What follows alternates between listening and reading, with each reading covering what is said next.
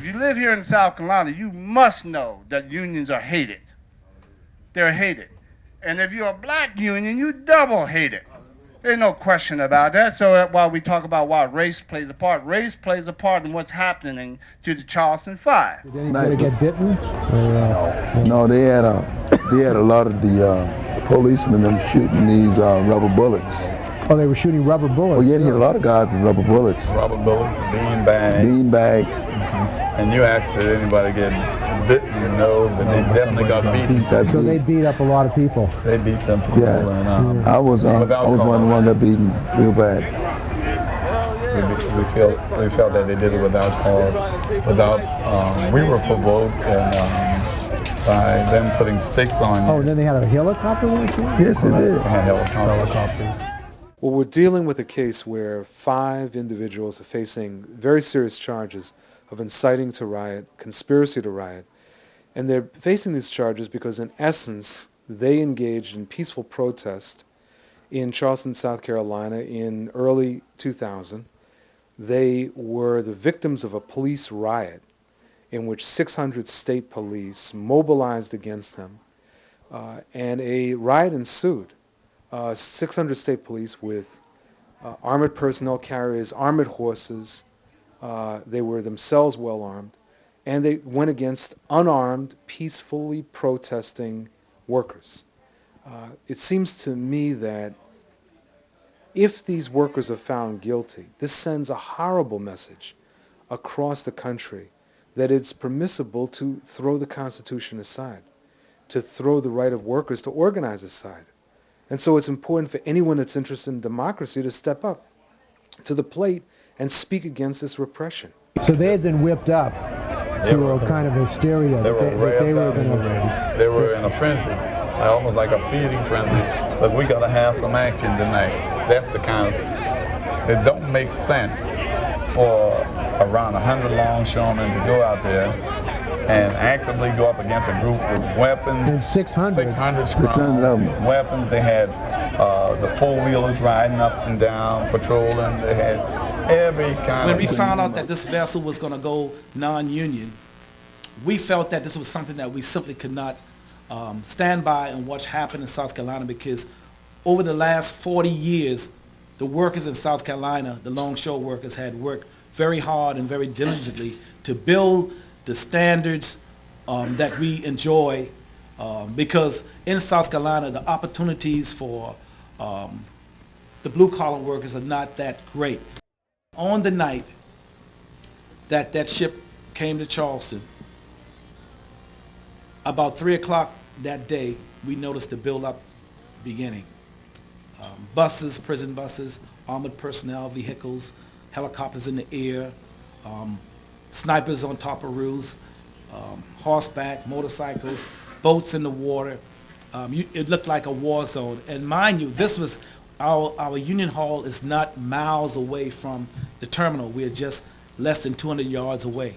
So all this massive buildup is actually taking place right in front of our building. So they didn't want us to go down to the ship again, so we just did what the law enforcement want us to do, try to bear with everything that they want us to do. And by the time we did it again, the ship's supposed to come back in the third time. They actually had more law enforcement than we can ever see. I suggest about 600, 700 law enforcement, armored tank, riot gears, and everything. So we actually went down at the Union Hall to talk to our president and everything to see what was going on. By the time we got there and everything, we saw all the police and everything was on the roof and everything all over the place down Morrison Drive. We didn't know which way to go.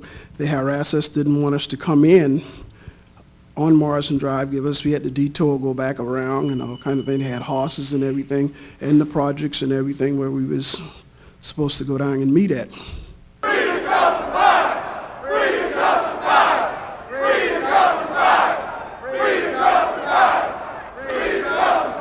Charleston Five! Yeah! Free the Charleston Five! Yeah! Free the Charleston Five! Free the Charleston Five!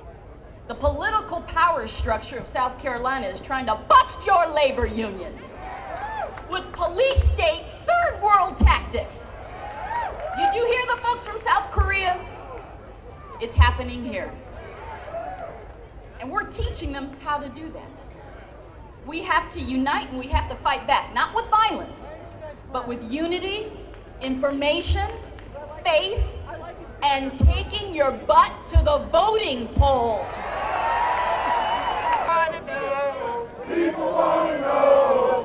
I think that everyone sees that this is a tremendous struggle, that this means a great deal, not just for the Charleston Five, but for workers all over this country. It's also an issue where racism is very much a part of this. This is the local where these five folks are from has been in the forefront of the movement to fight getting that horrible flag out of the state flag. They've been very active in progressive causes, and many of us believe there's a link in their progressive anti-racist stand that has contributed to this ridiculous arrest. We live these conditions every day. There's no hidden agenda in South Carolina. Big business, who controls the Republican Party there, have advertised on the front pages of the newspapers that we plan to keep South Carolina a union-free state. The Attorney General of South Carolina, who is actually prosecuting this case and charging these men with inciting a riot, just announced that he wanted to be governor, the next governor of South Carolina. And the same day that he made those announcements, he also said one of his primary goals is to rid the state of labor unions. Labor unions are bad for the state of South Carolina. And again, we're going to stay, we're going to fight, and we're going to free the Charleston Five.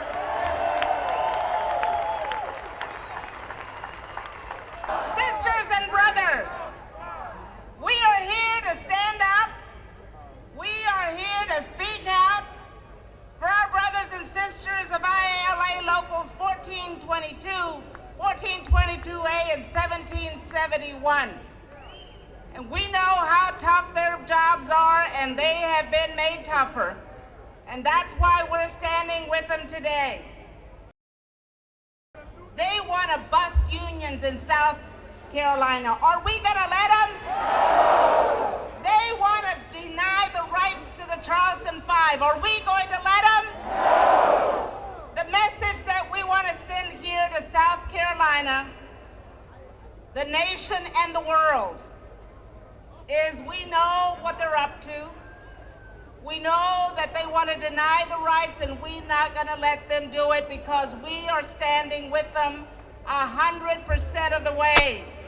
Sisters and brothers, on behalf of John Sweeney, Richard Trumka, and the 13 million members of the AFECIO, the message, and let it go out loud and clear. We are going to be here one day longer, and when the Charleston Five are free, we will be there to open the door for them and let them out. Thank you so much. I'm going to Charleston and miss my meal.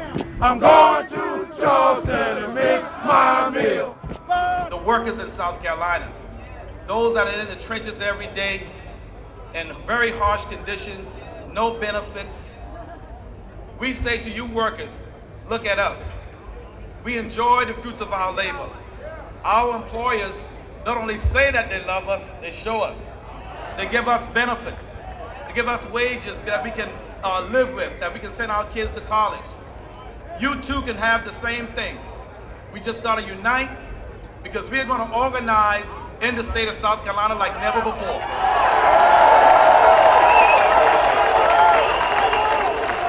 This is the New South, and you got a brand new labor movement going on here in South Carolina. We're going to organize. And the workers that ordered those vessels to undermine our industry standard have now decided, well over 80% of them, that they want to become union. We decided we was going to go down at 12. So our president tell us not to. We want to know why.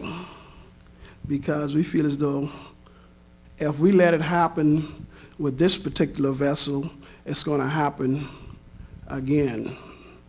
And it's going to continue we would be continue to just motivate, just like cancer, they'll eat on that one particular ship and just take all the rest from us, and our jobs be gone. Bailed him out of jail.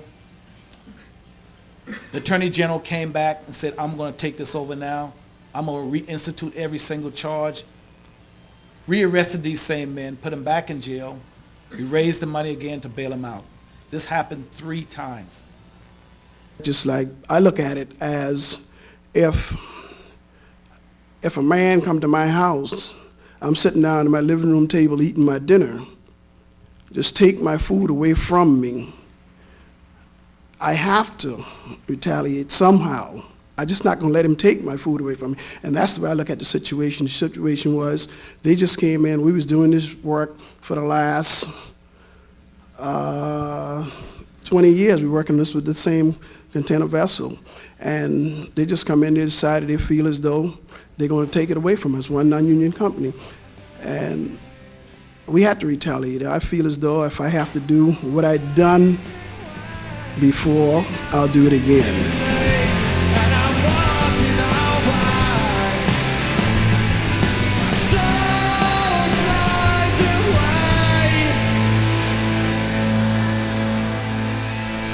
It's all about